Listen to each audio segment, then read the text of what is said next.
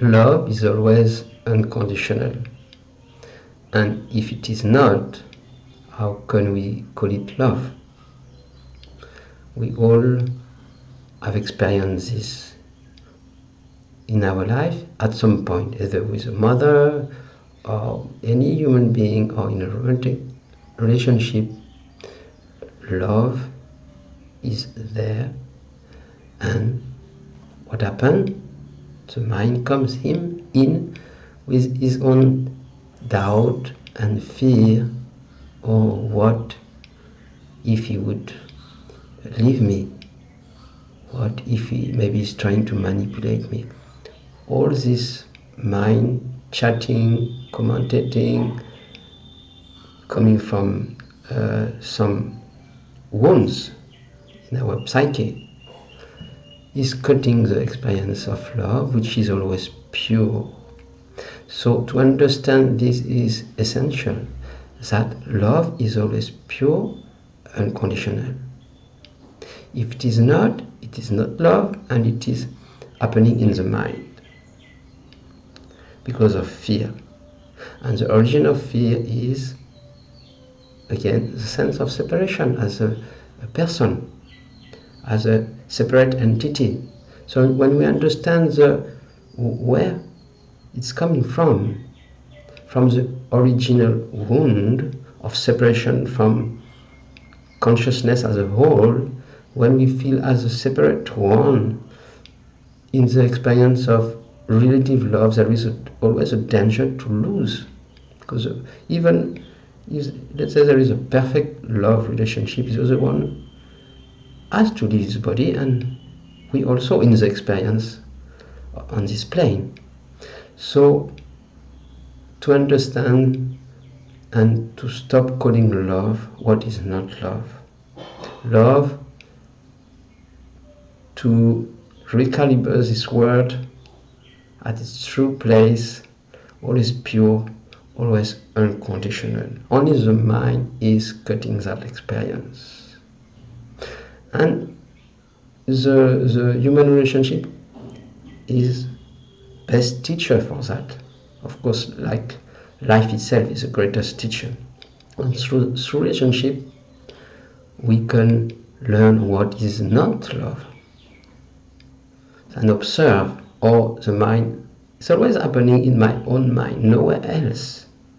Because all is absolutely perfect as it is, as long as there is no one, this me, who is coming in to judge. Me is a separate entity, is living out of fear. Sometimes fear is not, sometimes not, but fear brings control, manipulation. So it's all happening in the own mind, and ego with a feeling separated. Yes. When it is not there, when there is no one, no me, then love is pure, unconditional. And it's our own nature. The nature of the self, of the indifferentiated self, is love. There is no difference between self and love. Because when there is no separation, there is no one to judge. It is what we call the undifferentiated self and love. So there is absolutely no difference. So we have to, in order to realize what is love, we have to realize what is not love, what is cutting the experience, which is our true nature. Our true nature is a state of fullness, harmony. But because of this separation, there is an inner schizophrenia in the human mind, which has its own contradiction, inner fight, because of this ego separated. So it's something we have to observe in ourselves. When we realize it's not outside, there is no problem outside. If there is only a troublemaker, it is me. Without me, there cannot be any problem. It is as simple as that. But when it has been seen, even if the me come in the show and you are aware that this me is not real, it's just a practical ego as an experience, then you stay in this awareness and you don't need to wait to be in a thoughtless state or to have self-realization or to be in the higher state of whatever. Now you realize that you are not this one who creates separation, so you are this consciousness, or at least witness consciousness, with just seeing that play. So that consciousness is love itself, in which the illusion of separation, the illusion of whatever happened in the mind, is seen as apparently cutting the experience. And because we listen to the mind thoughts or to the feeling of I, which feel this only simple feeling of I, feeling separate from the other, is enough. It does not need even a thought. This feeling creates thoughts or a byproduct of this feeling. But if you look at this feeling of I, which feels separate, then what is looking at that is consciousness itself. So you give space around that feeling of I, you just not pushing it away, not judging, not doing anything, just seeing, oh, that is what is cutting the experience, the pure absolute experience of love, which is always here. Love is not something which can come and go like consciousness, like the absolute, because there is no time and space. Whether we call it love, consciousness, absolute, there is no time and space.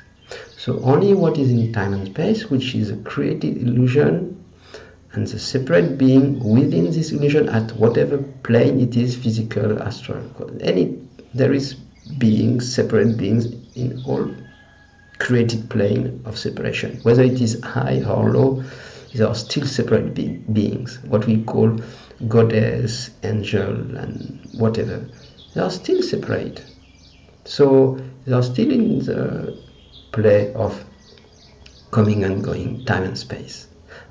Our true self, which is love, is not in that space and time created illusion, which has nothing wrong. We created for an experience. It's a beautiful show, but if we take it as real and getting lost in it as a separate entity, then we suffer, because we think it is our only reality and we depend on birth and death, and my God, when I will die, what will happen? It is the end. So to realize this is a show, there is nothing wrong with a created theater. This illusion of time and space is beautiful. Once you know that, you can enjoy it. You know you are the consciousness which is unbounded, never born, never dies. There is nothing wrong with anything. And there is nothing to achieve either. All this idea of self-realization or spiritual attainment is also for whom? Who needs that? Me. Only. But that, what you are, pure consciousness, is ever free, does not need anything. That is natural state, unconditional love. So to put our attention here or there, it's our choice. It's a decision to just say, where do I put my attention? Do I keep putting my attention only on this me as an individual, separate entity? Or am I open to realize what I am really? So, this great intelligence, this Shakti energy play, is doing its own work because it is ever free, and I, as the absolute consciousness, or Shiva, has nothing to do in that, because there is no time and space for me. So I let everything happen on its own, and the illusion of being bound and being free is also happening in this free sky of consciousness which I am. The freedom is always here. Nothing can touch that. So whatever is not freedom, again, like love, it's happening in the mind. The mind creates separation, what is free, what is not free, but the absolute freedom is our true nature, totally independent. So we look for not being dependent in the world, and in our relationship also. In love we are in fear to depend on someone, so we jump from one to the next because we think, oh, this one is bounding me. But the true freedom is always here. So if we try to find it in some frame or shape, then we fall again and again in the same trap. So either it is here now forever or never.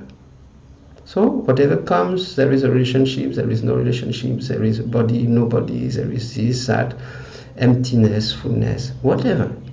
It's all happening in the pure sky of consciousness, which is the highest divinity, my own self.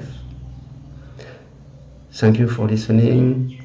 If you like the video, you can click here, you can subscribe to the channel. I will see you very soon. I'm very happy to be with you.